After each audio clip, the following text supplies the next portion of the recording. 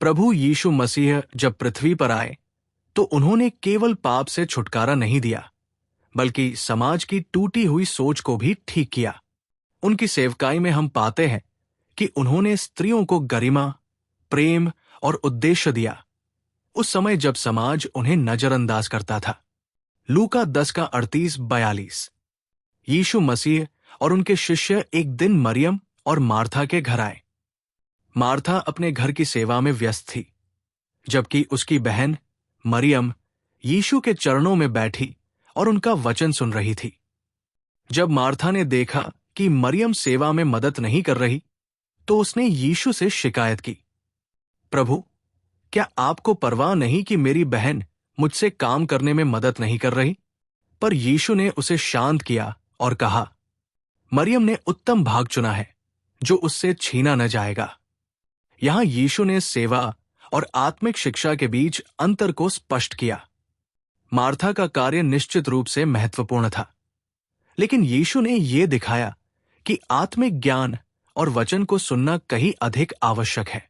मरियम ने अपना समय यीशु के साथ बिताने का निर्णय लिया, और यही उत्तम भाग था।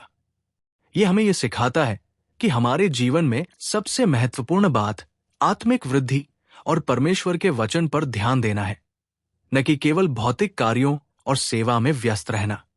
यीशु ने यह सिद्ध किया कि स्त्रियां भी आत्मिक शिक्षा का हिस्सा हो सकती है। वे केवल सेवा करने के लिए नहीं, बल्कि मसीह के वचन को समझने और उसे अपने जीवन में लागू करने के लिए भी बुलाई गई है। स्त्रियां भी परमेश्वर के साथ गहरी संबंध स्थापित कर सकती है और अपनी आत्मिक यात्रा में सक्रिय रूप से भाग ले सकती है। ये कहानी हमें यह सिखाती है कि हमें आत्मिक रूप से प्रगति करने और परमेश्वर के वचन में गहराई से वृद्धि करने का अवसर देना चाहिए। लूका 8 का 1-3 में हमें पता चलता है कि यीशु और उनके शिष्य केवल पुरुषों से ही नहीं, बल्कि स्त्रियों से भी सहायता प्राप्त करते थे। मरियम मगदलिनी, योन्ना, सुशन्ना और अन्य स्त्रियां यीशु की यात्रा में उनके साथ थी और अपनी संपत्ति से उन्हें सेवा करती थी।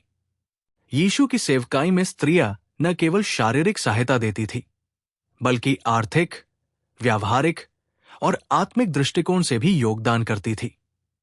उन्होंने स्वेच्छा से अपनी संपत्ति दी और मसीह ने उनका योगदान स्वीकार किया। यह दिखाता है कि स्त्रियां भी परमेश्वर के कार्य में सक्रिय रूप से भाग ले सकती हैं, और उनका योगदान उतना ही मूल्यवान है जितना पुरुषों का। लूका 7 का 36-50 में एक पापिनी स्त्री यीशु के पास आती है।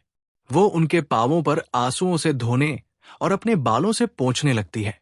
उसका ये कृत्य उसके गहरे पश्चाताप और विश्वास को दर्शाता है। यीशु, जो उसके दिल को जानते हैं, कहते हैं कि तेरे पाप क्षमा हुए। यीशु ने उस स्त्री को पाप से मुक्त किया जो समाज द्वारा तिरस्कृत थी। यह दिखाता है कि स्त्रियां भी परमेश्वर की कृपा और क्षमा की पूरी पात्र है। यीशु ने उसे न केवल पाप से मुक्त किया, बल्कि उसे आत्मिक रूप से नया जीवन भी दिया। स्त्रियां भी उद्धार की पूरी अधिकारिणी है और मसीह के द्वारा नया जीवन प्राप्त कर सकती है। इस घटना से यह स्पष्ट है कि स्त्रियां भी परमेश्वर के अनुग्रह के लिए समान रूप से पात्र हैं। उनका विश्वास और पश्चाताप उन्हें उद्धार की ओर ले जाता है। यूहन्ना 20 का 11-18। यीशु के पुनरुत्थान के बाद सबसे पहले मरियम मगदलिनी को यीशु ने दर्शन दिया। वो गम और शोक में थी, लेकिन यीशु ने उसे कहा कि मेरे भाइयों के पास जा और उन्हें बता, मैं अपने परम पिता और तुम्हारे परम पिता तथा अपने परमेश्वर और तुम्हारे परमेश्वर के पास ऊपर जा रहा हूं। यह पहला अवसर था जब किसी स्त्री को पुनरुत्थान की गवाही देने का अवसर मिला। यीशु ने मरियम को पुनरुत्थान का पहला साक्षी बनाया। यह दिखाता है कि स्त्रियां भी परमेश्वर के संदेश को फैलाने का अधिकार रखती हैं और वे आत्मिक कार्यों में भागीदार हैं। यीशु ने मरियम को न केवल दर्शन दिया, बल्कि उसे पहला संदेशवाहक भी बनाया। यह मसीह की दृष्टि में स्त्रियों की गरिमा को प्रदर्शित करता है, क्योंकि उन्होंने स्त्रियों को सुसमाचार का प्रचार करने का अधिकार दिया। 1 तीमुथियुस 2 का 11-12। स्त्री चुपचाप पूरी अधीनता में शिक्षा पाए। मैं स्त्री को सिखाने या पुरुष पर अधिकार करने की अनुमति नहीं देता। ये पद बाइबल में एक महत्वपूर्ण दिशानिर्देश देता है कि स्त्रियां कलीसिया में कुछ विशेष भूमिकाओं के लिए निर्धारित नहीं हैं। विशेष रूप से पुरुषों के स्थान पर सार्वजनिक उपदेश देने या कलीसिया की अगुवाई करने के संदर्भ में यह बाइबल का निर्देश है जिसे हमें समझने की आवश्यकता है, न कि इसे स्त्रियों के प्रति किसी भेदभाव के रूप में देखना। यह बाइबल का स्पष्ट दृष्टिकोण है कि स्त्रियां आत्मिक रूप से पुरुषों के समान हैं, लेकिन कलीसिया में कुछ विशेष भूमिकाएं पुरुषों के लिए निर्धारित है, जैसे कि कलीसियाई नेतृत्व और सार्वजनिक उपदेश। ये नियम कलीसिया के आदेश और संरचना को बनाए रखने के लिए है, जैसा कि परमेश्वर ने निर्देशित किया है। ये बाइबल में महिला की गरिमा को कम करने के बजाय उसे एक सुरक्षित स्थान और भूमिका प्रदान करता है।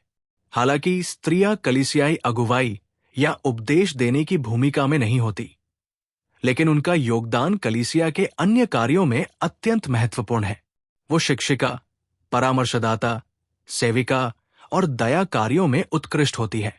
यहां तक कि कलीसिया में महिलाओं की भूमिका और योगदान उतना ही प्रभावी और आवश्यक है जितना कि पुरुषों का।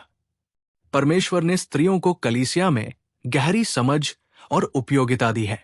बाइबल में दी गई सीमाएं स्त्रियों के अधिकारों को कम नहीं करती, बल्कि उनके सम्मान और भूमिका को स्पष्ट करती है। स्त्रियां परमेश्वर के कार्यों में पूरी तरह से सक्रिय और मूल्यवान है। हालांकि कलीसियाई नेतृत्व और सार्वजनिक उपदेश में पुरुषों को विशेष भूमिका दी गई है। हमारी भूमिका यह है कि हम बाइबल के इन निर्देशों को समझें और परमेश्वर के कार्यों में अपनी भूमिका निभाएं। प्रिय बहनों, आपका कार्य परमेश्वर के राज्य में अत्यंत महत्वपूर्ण है। आपके छोटे छोटे कार्य, आपके दया, प्रेम और सेवा का असर अनगिनत जीवनों पर पड़ता है।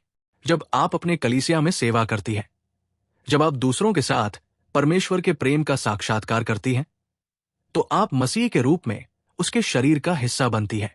भले ही आपकी भूमिका कलीसिया में किस रूप में हो, शिक्षिका, परामर्शदाता, सेविका या प्रेरक, आप उन सभी कार्यों में मसीह के प्रेम का प्रतिबिंब है। आपने जो किया है और जो करेंगे वो परमेश्वर के साथ आपके गहरे संबंध का परिणाम है। आपका कार्य बहुत मूल्यवान है और ये अनगिनत लोगों के जीवन को प्रभावित कर रहा है। आपके माध्यम से परमेश्वर अपना कार्य करता है और वो जानता है कि आप जो कर रही हैं वो सब कुछ उसकी महिमा के लिए है। स्मरण रखें, आप कभी अकेले नहीं हैं। परमेश्वर हमेशा आपके साथ है और आपके सेवा कार्य को आशीर्वाद दे रहा है। अगर आपको ये संदेश पसंद आया और इससे आपको आशीष मिला है, तो कृपया इसे दूसरों के साथ भी साझा करें, ताकि परमेश्वर का वचन और अधिक लोगों तक पहुंच सके। आपका ये एक छोटा सा कदम किसी के जीवन में बड़ा बदलाव ला सकता है। धन्यवाद और परमेश्वर आपको आशीष दे।